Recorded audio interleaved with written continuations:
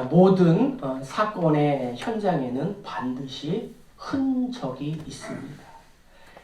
비행기가 지나간 흔적, 선박이 지나간 흔적, 도둑이 지나간 흔적이 다 있다는 거죠. 성도인 우리가 살아가는 인생의 뒤안길에도 반드시 흔적이 남아 있습니다. 그 흔적은 어떻게 살아왔는가입니다.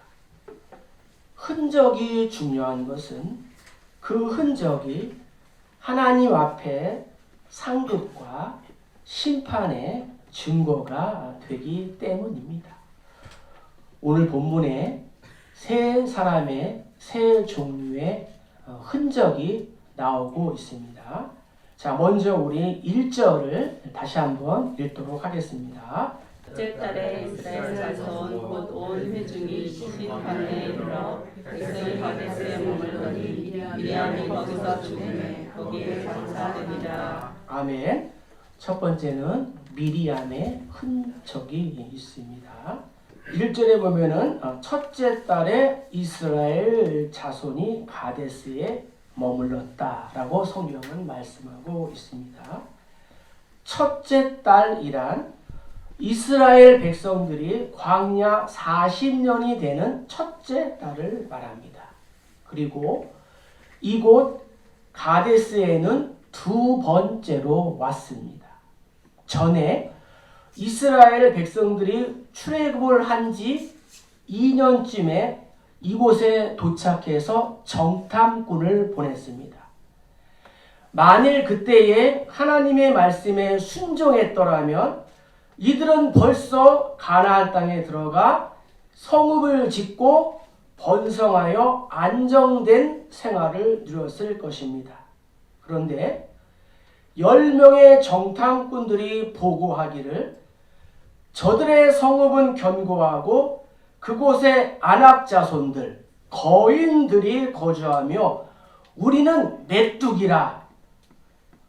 메뚜기 신앙 고백을 하는 바람에 무려 38년 동안 광야에서 빙빙 도는 생활을 해야만 했습니다.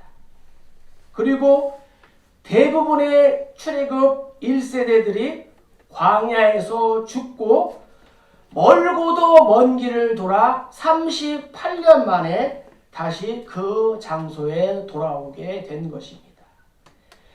불순종으로 인해 그만큼 은혜의 때가 늦어지게 된 것입니다.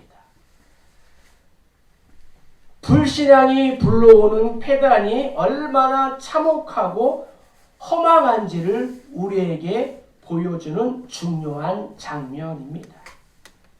우리가 말씀에 불순종하면 10년이든 20년이든 허무한 세월만 흐를 뿐 결국 그 자리에 다시 서게 된다는 것을 말해주고 있는 것입니다.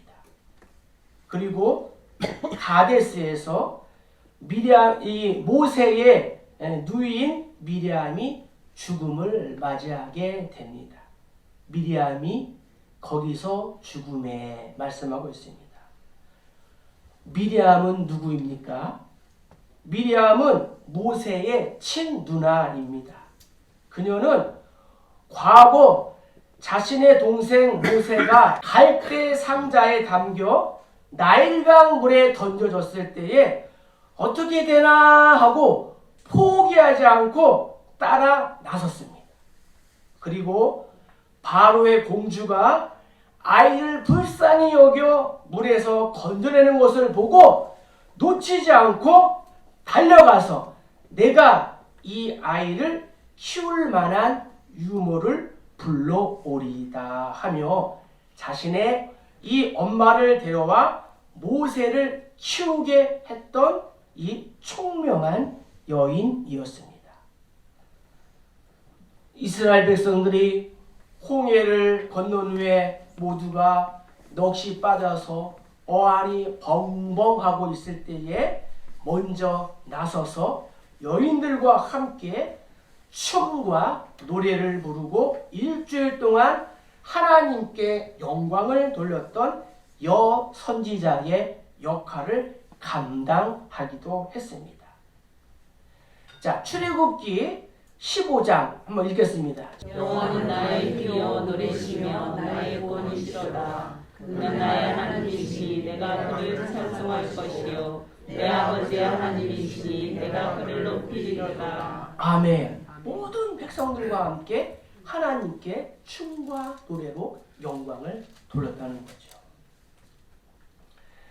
그리고 그녀는 광야를 지나는 내내 몸으로 동생이자 이스라엘의 지도자인 이 모세와 이 아론을 도와 백성을 이끌었던 용감하고 지혜로운 여성이기도 했습니다. 그러나 그녀는 일생에서 좋은 일만 있는 것은 아니었습니다. 한때 동생 모세가 구수 여인을 맞아들이자 아론과 함께 모세를 비방하다가 문둥병에 걸렸다가 겨우 살아난 적도 있었습니다. 그리고 바로 이곳 가데스에서 여호수아와 갈렙을 제외한 모든 정탐꾼들이 우리가 다른 지도자를 세우고 애굽으로 돌아가자라는 여론이 일어났을 때에 백성들의 여론에 휩쓸려 하나님 보시기에 부끄러운 흔적을 남기기도 했습니다. 그러니까 하나님의 절대적인 권위에 순종하지 못했습니다. 그 결과 미리암은 이 가데스에서 하나님의 부르심을 받아 죽었습니다. 이것이 그녀가 남긴 삶의 흔적이었습니다. 자, 두 번째로 백성들이 남긴 흔적이 있습니다. 3절부터 5절까지 읽겠습니다. 백성이 모세와 다투어 말하여 이르되 우리 형제들이 여호와 앞에서 죽을 때에 우리도 죽었더라면 좋을 뻔하였도다. 너희가 어찌하여 여호와의 회중을 이 광야로 인도하여 우리와 우리 짐승이 다 여기서 죽게 하느냐. 너희가 어찌하여 우리를 애굽에서 나오게 하여 이 나쁜 곳으로 인도하였느냐. 이곳에는 파종할 곳도 없고 무화과도 없고 포도도 없고 석류도 없고 마실 물도 없도다. 아멘. 두 번째는 백성들이 남긴 흔적이 있습니다. 오늘 우리가 읽었지만 너희는 누구예요? 모세와 아론이죠. 너희가 어찌하여 백성들의 외침은 마치 녹음기를 틀어놓은 것과도 같습니다. 백성들은 불평의 앵무새들입니다. 모세의 인도를 따라 약속의 땅을 향해 가는 백성들은 무슨 문제만 생기면 마치 녹음기를 틀어놓은 것처럼 늘 불평과 원망을 쏟아 놓습니다. 홍해 앞에서도 마라의 쓴물 앞에서도 르비딤에서 장막을 쳤을 때도 38년 전 이곳 가데스에서 정탐꾼들의 보고를 받았을 때에도 이후에 나오는 에돔 땅을 우회할 때도 늘 같은 말로 원망을 했습니다. 특히 이들의 불평의 원인은 무엇입니까? 없다는 것입니다. 무엇이 없다는 것입니까? 파종할 것도 없고 무화과도 없고 포도도 없고 석류도 없고 물도 없고 앞선 시내산에 도착했을 때에도 그들은 이렇게 불평했습니다. 여기에는 생선도 없고 참외도 없고 오이도 없고 부추도 없고 파와 마늘도 없고 고기도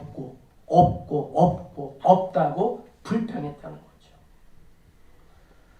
오늘날 우리 모두의 삶은 어떠합니까? 우리는 돈도 없고 사람도 없고 실력도 없고 기운도 없고 건강도 없고 땅도 없고 건물도 없고 없고 혹시 이렇게 불평과 원망하지 않습니까? 이들이 바라보고 있는 것은 무엇입니까? 이들이 바라보고 있는 것은 애굽의 소산물입니다. 이 땅의 것들입니다. 한마디로 세상에서 즐길 육신의 것, 세속적인 것이 없다고 원망하고 불평하고 있는 것입니다. 그러나 영적인 눈으로 보면 이들에게는 아이들 말로 어마무시한 것들이 많이 있습니다. 그것이 무엇입니까? 광야에는 만나가 있고 예배가 있고 구름 기둥과 불 기둥으로 인도하시는 하나님의 손길이 있는 줄로 믿습니다. 아멘. 은혜가 있고 하나님의 영광과 임재가 있고 미래가 있고 그래서 희망이 있는 곳이 바로 역설적으로 광야인 것입니다. 백성들은 몸은 따라 나왔지만 늘 세상에서 즐기던 것에 향수를 느끼며 없다고 불평하고 있습니다. 그러나 영적으로 보면 이곳에는 엄청난 하나님의 은혜가 있는 곳입니다. 영적인 면에서 보면은 영적인 만족을 느낄 수 있는 곳이 이 광야만큼 좋은 곳이 없다는 거예요. 우리가 없을 때는 더 많이 기도합니다. 더 많이 찬송합니다. 더 많이 눈물 흘립니다. 더 많이 교회에 올라옵니다. 그러나 삶이 여유가 있고 땅이 생기고 건물이 있고 돈이 있으면 기도 안 합니다. 교회에 안 올라옵니다. 예배 안 드립니다. 우리 모두가 이스라엘 백성들과 똑같은 거예요. 한번 돌아보세요.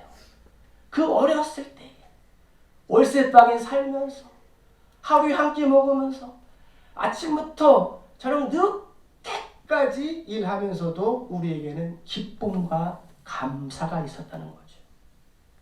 매일 하나님이 만나를 내려주시고 구름과 불기둥으로 보호하시고 친히 길을 인도하시는 경험을 할 수 있는 곳, 그곳이 바로 이 광야라는 거예요. 그런데 왜 이런 은혜를 누리지 못하고 원망과 불평의 이 돌비를 남기며 떠나는 것일까요? 저들의 관심은 가나안이 아닌 애굽에 있었기 때문입니다. 저들은 어떠한 일만 생기면 단골 손님으로 등장하는 말이 왜 우리를 애굽에서 나오게 했냐며 따지고 있다는 거예요. 출애굽기 14장만 한번 읽겠습니다. 그들이 그곳에 이르되 애굽에 매장지가 없어서 당신이 우리를 끌어내어 이 광야에서 죽게 하느냐? 어찌하여 당신이 우리를 애굽에서 이끌어내어 우리에게 같이 하느냐? 신광야를 떠나 르비딤에서 장막을 치게 하자 그곳에선 뭐라고 그랬어요? 마실 물이 없다고. 거기서 백성이 목이 말라 물을 찾으매 그들이 모세에게 대하여 원망하여 이르되 당신이 어찌하여 우리를 애굽에서 인도해 내어서 우리와 우리 자녀와 우리 가축이 목말라 죽게 하느냐 원망했습니다. 광야에서 고기가 없다며 난리를 칠 때에도 하나님께서 고기를 주셨지만 이들은 때도 싫어하기까지 한 달 동안 먹게 하시리니 이는 너희가 너희 중에 계시는 여호와를 멸시하고 그 앞에서 울며 이르기를 우리가 어찌하여 애굽에서 나왔던가 하니라. 바로 이곳에서도 뭐라 그랬어요? 어찌하여 여호와가 우리를 그 땅으로 인도하여 칼에 쓰러지게 하려 하는가? 우리 처자가 사로잡힌 애굽으로 돌아가는 것이 낫지 아니하랴. 이에 서로 말하되 우리가 한 지휘관을 세우고 애굽으로 돌아가자. 애굽은 세상을 말합니다. 애굽은 하나님의 통치를 거부하는 쾌락의 성이요 우상의 도시입니다. 우상의 도시의 표상이 바로 이 애굽이라는 거예요. 바로가 다스리는 이 마귀의 나라라는 거예요. 이스라엘 백성들이 몸은 모세를 따라 나왔지만 저들의 영혼 깊은 곳에는 애굽이 견고하게 자리를 잡고 있었습니다. 그래서 마라에서도 애굽, 르비딤에서도 애굽, 시내산에서도 애굽, 가데스 바네아에서도 애굽, 바란 광야에서도 애굽, 애굽의 흔적을 남기며 여기에 이르게 되었다는 거예요. 자, 우리는 어떠합니까? 신앙생활 하다가 속상한 일, 자존심 상하는 일, 내 마음에 채워지지 않는 일이 생길 때마다 애굽으로 돌아가고 싶지 않던가요? 그렇게 해서 잠시 생각이 애굽에 빼앗길 수는 있지만 애굽으로 돌아가면 결코 안 된다는 거예요. 세상으로 돌아가면 결코 안 된다는 것입니다.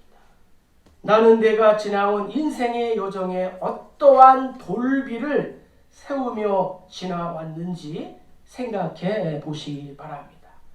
백성들이 남긴 흔적은 없고 없다. 그래서 애굽으로 돌아가자는 불평과 원망이었다는 거죠. 자, 미리암이 남긴 흔적은 하나님의 절대 권위에 순종하지 못했습니다. 백성들이 남긴 흔적은 불평과 원망이었다는 거죠. 그럼 또 한 사람 모세의 흔적이 있습니다. 10절과 11절 읽겠습니다. 모세와 이 회중을 반석 앞에 모으고 모세가 그들에게 이르되 반역한 너희여 들으라. 우리가 너희를 위하여 이 반석에서 물을 내게 하고 모세가 그 손을 들어 그의 지팡이로 반석을 두었으니 물이 많이 솟아나므로 백성과 그들의 짐승이 마시니라. 아멘. 백성들이 물로 인해서 원망하자 모세와 아론이 회중 앞을 떠나 회막 문에 엎드렸습니다. 하나님께 기도했다는 거죠. 모세는 늘 항상 이러한 모습을 보여왔습니다. 문제가 생길 때마다 백성들의 원망의 소리를 높일 때마다 그는 늘 하나님 앞에 엎드렸습니다. 하나님의 지혜를 구했습니다. 이것이 성도인 우리가 가져야 할 믿음의 자세인 줄로 믿습니다. 아멘. 그런데 그러한 위대한 지도자 모세도 한 사람의 인간이었습니다. 그도 허점이 있고 후회되는 흔적을 남기고 말았습니다. 모세가 하나님께 지혜를 구했을 때 하나님 즉시 응답하셨습니다. 8절에 보면은 반석에게 명령하여 그 반석이 물을 내게 하여 회중과 그들의 짐승에게 마시게 하라 말씀을 했습니다. 그래서 모세는 지팡이를 잡았습니다. 그런데 여호와의 명령대로 반석에게 명령하여 물을 낸 것이 아니라 어떻게 했어요? 반석을 두 번 딱 치고 말았습니다. 자, 물은 솟아났습니다.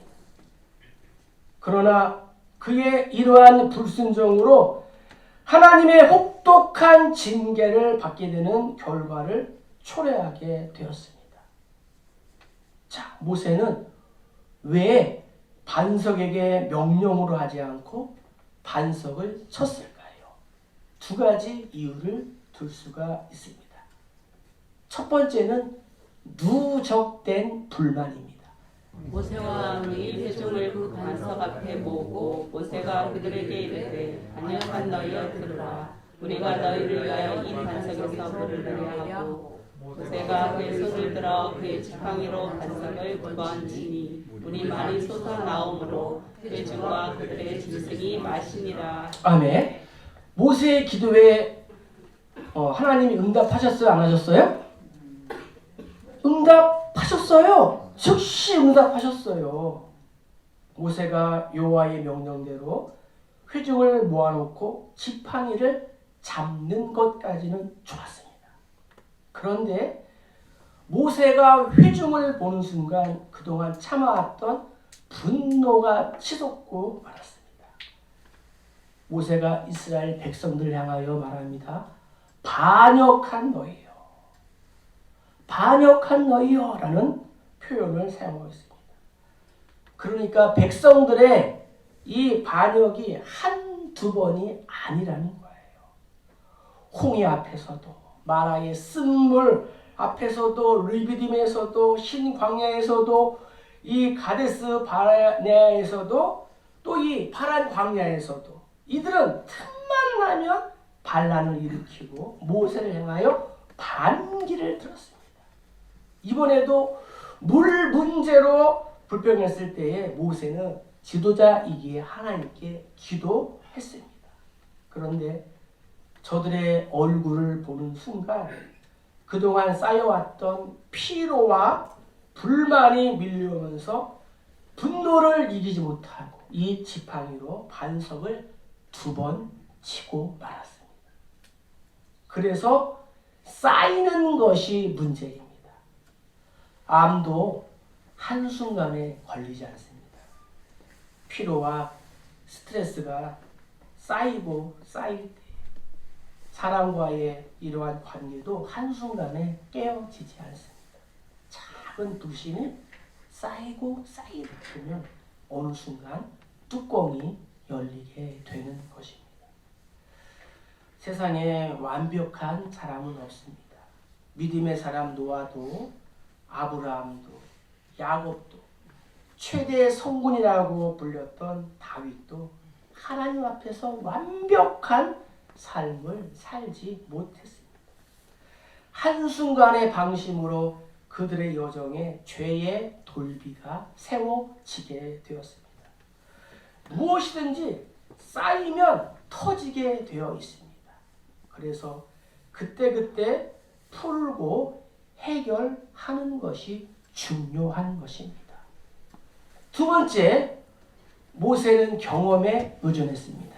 내가 오라고 하니 그 반석이 거기서 내 앞에 서리니 너는 그 반석을 치라. 그것에서 물이 나오리니 백성이 마시리라. 모세가 이스라엘 장로들의 목전에서 그대로 행하니라. 아멘. 모세가 왜 명령으로 하지 않고 이 반석, 돌을 친 이유는 백성들로 인하여 화가 난 이유도 있지만 자신이 전에 했던 경험 때문이었습니다. 물이 없는 르비딤에서 똑같이 물이 없었을 때에 반석을 쳐서 물을 터뜨린 경험이 있었습니다. 모세가 백성들로 인하여 화도 났지만 반석을 친 것은 아마도 르비딤에서 했던 경험이 떠올랐을 것입니다. 하나님은 당신의 일을 진행하실 때에 절대 인간의 경험에 의존하지 않으십니다. 하나님의 일은 하나님의 방법으로 하나님께서 새롭게 행하시는 줄로 믿습니다. 여리고 성을 무너뜨리고 난 후에 백성들은 아이 성도 똑같은 방법으로 쉽게 무너질 것이라고 믿었습니다. 그러나 보기 좋게 KO패 당하고 말았습니다. 전심을 다하지 않았다는 거예요. 하나님은 결코 인간적인 경험이나 방법에 의존하지 않는다는 것입니다. 이사야는 이렇게 고백합니다. 이는 내 생각이 너희의 생각과 다르며 내 길은 너희의 길과 다름이니라. 여호와의 말씀이니라. 이는 하늘이 땅보다 높은 같이 내 길은 너희의 길보다 높으며 내 생각은 너희의 생각보다 높음이니라. 아멘. 기도해서 응답됐어요. 물이 나왔습니다. 물이 나옴으로 인해서 회중들의 문제는 해결됐어요. 그런데 하나님은 해결되지 않은 거예요. 백성들은 해결됐어. 그런데 하나님의 마음은 해결되지 않은 거예요. 왜요? 모세가 불순종했기 때문에. 결국 이러한 불순종으로 인해 위대한 용도자 모세였지만 가나안 땅에 들어가지 못한다는 청천벽력 같은 심판을 받게 되었습니다.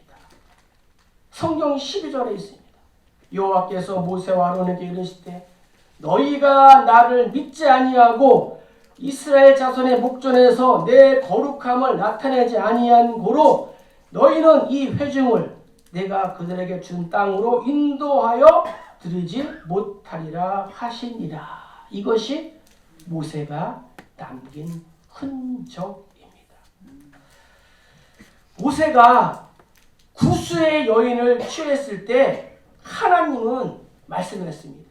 아론과 이 미리암이 모세를 비방했지만 하나님은 이렇게 말씀했어요.